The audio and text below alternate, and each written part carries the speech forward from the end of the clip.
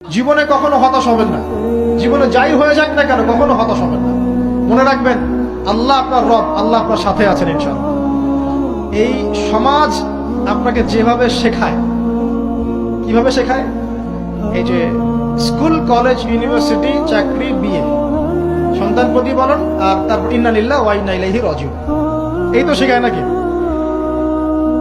সবসময় মনে রাখবেন যে আল্লাহ রাব্বুল আলামিনের পরিকল্পনাই আপনার উপরে সবচেয়ে বেশি অগ্রাধিকার যোগ্য, সমাজের পরিকল্পনা নয়। পরিবার আপনাকে চাপ দিচ্ছে, চাকরি পাস না, পড়াশোনা করিস না, হ্যাঁ পড়াশোনায় কেন তুই 80 নম্বর পাইলি না, কেন চান্স পেলি না, কবে চাকরি পাবি, কবে আমাদেরকে দেখবি, খাওয়াবি, পড়াবি, এই যে চাপগুলো চারপাশ থেকে আসে কিনা? এতে করে অনেক যুবক দেখা যায় মাদকাসক্ত হয়, অনেকে দেখা যায় আত্মহত্যা করছে, ইদানিং করছে কিনা ভাই?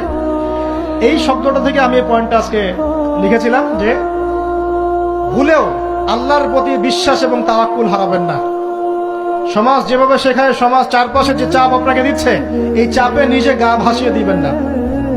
আপনি আল্লাহর কাছে দোয়া করবেন, আল্লাহর কাছে পথ চেয়ে নিবেন এবং আল্লাহর প্রতি তাওয়াক্কুল ভরসা করবেন। কখনো আত্মহত্যার পথ বেছে নিবেন।